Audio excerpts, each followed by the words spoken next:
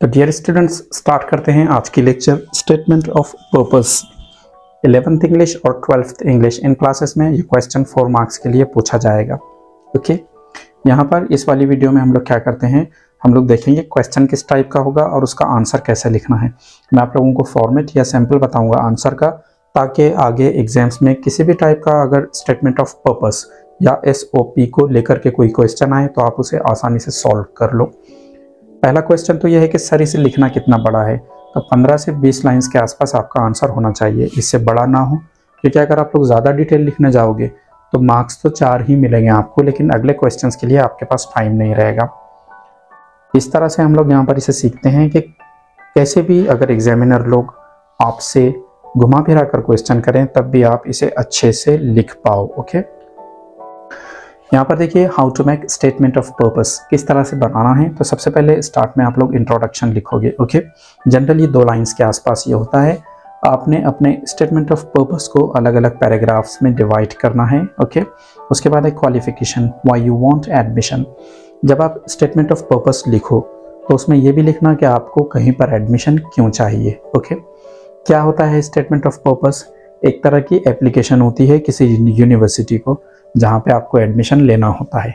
तो उस एप्लीकेशन में सबसे पहले तो इंट्रोडक्शन लिखोगे, आप उसे पैराग्राफ्स में बांटोगे पूरी एप्लीकेशन को, और आप एडमिशन क्यों लेना चाहते हो ये कन्विंस करोगे, और उसके बाद the length of the answer जो कि 20 लाइंस के आसपास हो सकता है मैक्सिमम। ओके, अब यहाँ पर ठीक हमारे सामने एक क्वेश्चन है, write down a statement of purpose to the university of your choice. अपनी मर्जी से किसी एक यूनिवर्सिटी के लिए स्टेटमेंट ऑफ पर्पस लिखना है। जैसे कि मैंने बताया 12th इंग्लिश का ये एक इम्पॉर्टेंट टॉपिक है। अगर आप लोग 12th इंग्लिश के एग्जाम्स के लिए अपीयर हो रहे हैं महाराष्ट्र बोर्ड से, तो हमारे चैनल पर आप लोगों को एक प्लेलिस्ट मिलेगी 12th इंग्लिश 2023 एग्जाम्स। यहाँ पर आप लोगों को काफ़ी सारे इंपॉर्टेंट टॉपिक्स मिलेंगे। गेस्ट पेपर यहाँ पर आप लोगों को मिलेगा। यहाँ पर आप लोगों को प्रीवियस ईयर के इंग्लिश के सॉल्व्ड पेपर्स मिलेंगे और लेसन्स का, पोइम्स का एक्सप्लेनेशन मिलेगा। ओके, आंसर स्टार्ट करते हैं हम लोग। आईड लाइक टू ग्रेजुएट, हमने लिखा कि मैं ग्रेजुएट होना चाहूँगा। अब यहाँ पर ये वाला जो I' है, इसे हम लोग आई वुड नहीं पढ़ सकते, इसे पढ़ना है आइड। ओके, असल में ये शॉर्ट फॉर्म होता है आई और वुड का, जैसे कि ही और वुड, इसका शॉर्ट फॉर्म होता है हीड। कैसे पढ़ेंगे आप? हीड, और इसे पढ़ोगे आइड। ओके, तो हमने लिखा I'd like to graduate from Bombay University. My statement of purpose is as under. और जो मेरा statement of purpose है या मेरी जो एप्लीकेशन है वो ये रही आपके सामने। यह हो गया आपका इंट्रोडक्शन जो कि 1 से 2 लाइंस के आसपास होना चाहिए। आगे हमें याद रखना है कि पैराग्राफ्स में हमने हमारा आंसर बांटना है। यहाँ पर हेडिंग दी हमने स्टेटमेंट ऑफ पर्पस, इसे आप पेज के सेंटर में लिख सकते हो एग्जाम्स में और उसे अंडरलाइन कर सकते हो ताकि एक हेडिंग दिखे। लिखा हम लोगों ने, English has always been a subject of passion for me, कि सर जी इंग्लिश मेरे लिए काफ़ी पैशनेट सब्जेक्ट रहा है, काफ़ी अच्छा सब्जेक्ट रहा है। ओके, यानी हम बॉम्बे यूनिवर्सिटी में जो एडमिशन की बात कर रहे हैं वो किस लिए कर रहे हैं?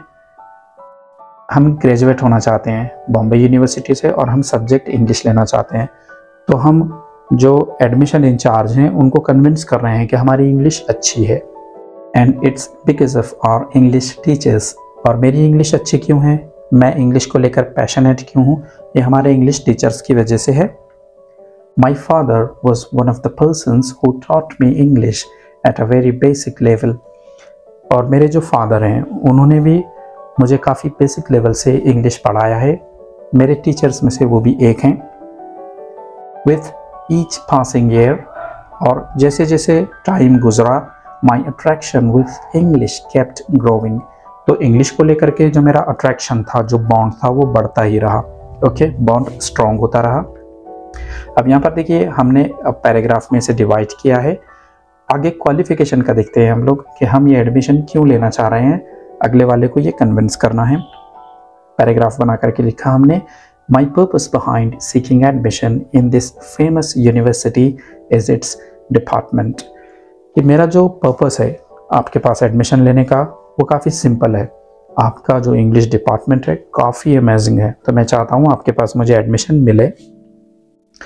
I believe that the staff teaching English here, मैं मानता हूँ कि आपके पास में जो स्टाफ है, जो टीचर्स हैं इंग्लिश पढ़ाने वाले, one of the most qualified ones in India, तो वो पूरे इंडिया में अगर हम लोग बात करें तो सबसे क्वालिफाइड लोगों में से एक हैं।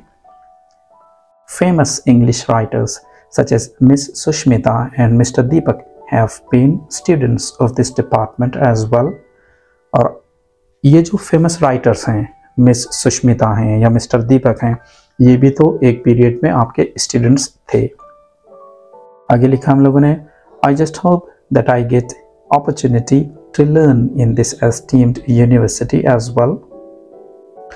तो मुझे उम्मीद है कि मुझे भी एडमिशन मिलेगा इस एस्टीम्ड यूनिवर्सिटी में।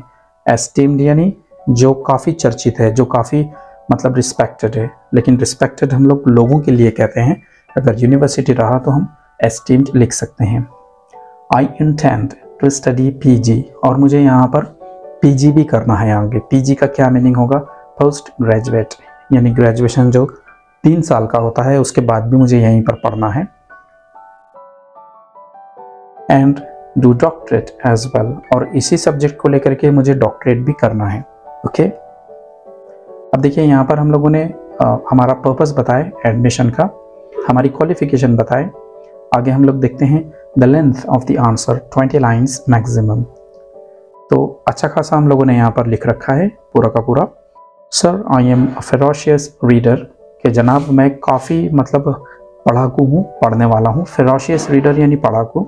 And I also write for the daily status, और एक मैगजीन है या न्यूज़पेपर है द डेली स्टेटस, मैं इसके लिए लिखता भी हूँ। आगे लिखा हम लोगों ने I am also wonderful cricket player, ये बताया हमने कि मैं क्रिकेट भी खेलता हूँ। I hope as I get admission in this reputed institution I will, और मैं उम्मीद करता हूँ कि जैसे ही मुझे इस रेप्यूटेड इंस्टीट्यूशन में एडमिशन मिलता है, आई विल, तो मैं क्या करूँगा? I will be able to develop my skills more and more, तो मैं अपनी स्किल्स को ज़्यादा से ज़्यादा डेवलप कर पाऊँगा। एज अ डिवीज़न हम लोग देखते हैं हमने कैसे आंसर लिखा। हम लोगों ने इंट्रोडक्शन लिखा, हमारे पूरे आंसर को हम लोगों ने पैराग्राफ्स में डिवाइड किया। हम लोगों ने एडमिशन का जो हमारा पर्पस है, व्हाई यू वांट एडमिशन, ये बताया। हमारा आंसर 15 से 20 लाइन्स के आसपास है। सभी कुछ हम लोगों ने यहाँ पर लिख रखा है। ये देखिए पूरा का पूरा आंसर आप लोगों के सामने है, आप लोग देख सकते हैं। चैनल हमारा सब्सक्राइब करें, बेल नोटिफिकेशन को ऑन करें। लेक्चर अगर आप लोग ज़्यादा लोगों के साथ शेयर नहीं कर सकते तो एटलीस्ट अपने 2 दोस्तों के साथ इसे शेयर करें। लाइक कमेंट ना भूलें। Thank you.